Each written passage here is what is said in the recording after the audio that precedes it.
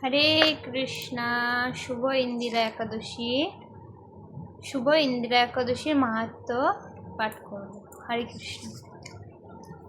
মহারাজ যুধিষ্ঠির বললেন, হে মধুসূদন, আশ্বিন মাসের কৃষ্ণপক্ষায় একাদশীর নাম কি তা কৃপা করে আমাকে বলুন। শ্রীকৃষ্ণ বললেন, হে রাজন, আশ্বিন মাসে একাদশী ইন্দিরা নামে পরিচিত। এই ব্রতর প্রভাবে মহাপাপ বিনষ্ট হয়। এমনকি কর্ম বিপাকে যারা নিম্নজনী লাভ করেছেন সেই পূর্বপুরুষদেরও উত্তম গতি লাভ হয়। এই একাদশীর মাহাত্ম্য শোনা মাত্রই সামবেদীয় যজ্ঞফল প্রাপ্ত হওয়া যায়। হে রাজন, মহিমায়িত নগরে ইন্দ্রসেন নামে এক প্রসিদ্ধ রাজা ছিলেন। ধর্মবিধি অনুসারে রাজ্য পালনে তিনি বিশেষ খ্যাতি সম্পন্ন ছিলেন। তার বিপুল ধন সম্পত্তি ছিল। পুত্র পৌত্রাদি সহ তিনি সুখে রাজ্য পালন করতেন। বিষ্ণু ভক্তি পরায়ণ সেই রাজা নিরন্তর শ্রী গোবিন্দের নাম গানে মগ্ন থাকতেন।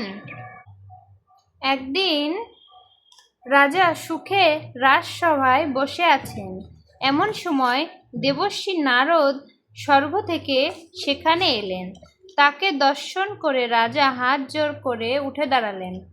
দণ্ডবত প্রণাম করে মুনিকে আসন, পাদ্য, অর্ঘ্য আদি ষড়োপচারে পূজা নিবেদন করলেন।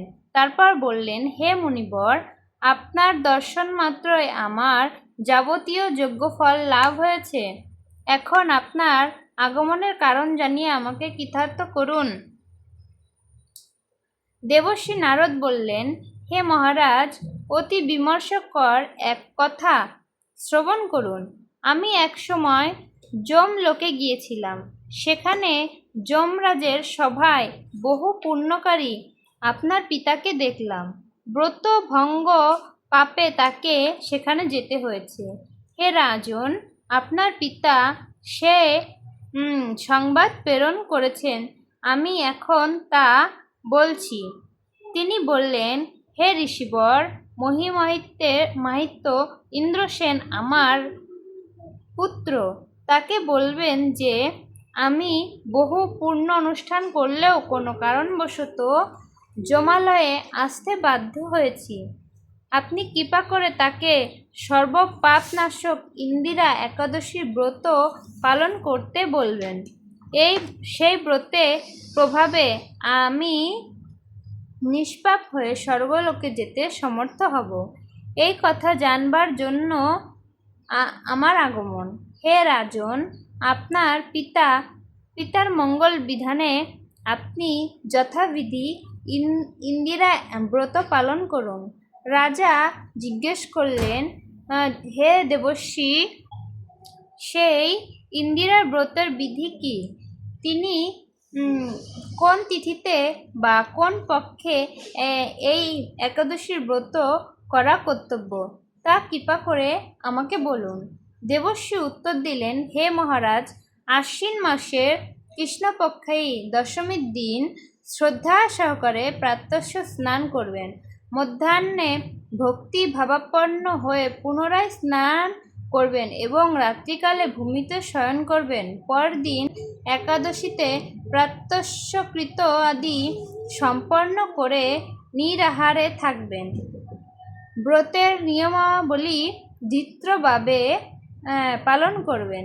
হে পুণ্ডরীকাক্ষ, হে অচ্যুত, এই শরণাগতের প্রতি কৃপা করুন। এইভাবে শ্রদ্ধা সহকারে শালগ্রাম পূজা করে পিতার উদ্দেশ্যে ব্রত ফল অর্পণ করবেন।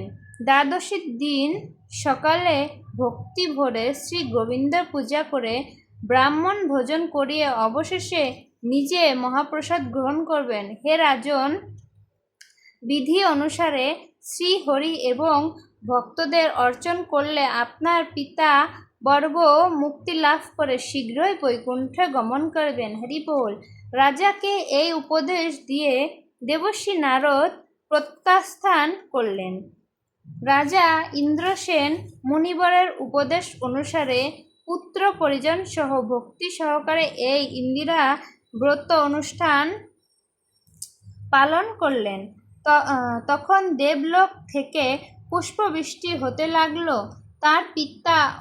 তার পিতাও বিষ্ণুলোকে গমন করলো। তারপর রাজা ইন্দ্রসেন নিজ পুত্রকে রাজ্যভার অর্পণ করে নিজেও বিষ্ণুলোকে ফিরে গেলেন। এই ইন্দিরা একাদশীর মাহাত্ম্য পাঠ ও শ্রবণে মানুষের সকল পাপ মুক্ত হয়ে বিষ্ণুলোক প্রাপ্ত হয়। হরে কৃষ্ণ। আসুন আমরা সকলে এই ইন্দিরা একাদশী ব্রত পালন করি এবং সমস্ত পাপ থেকে মুক্ত হই। তো আগামীকাল পালনের সময় হচ্ছে ভারতীয় সময় পশ্চিমবঙ্গের সময় ভোর, একাদশী পালনের সময় হচ্ছে ভোর 5:37 থেকে 9:28 এর মধ্যে পালন করতে হবে। হরে কৃষ্ণ। হরি বল।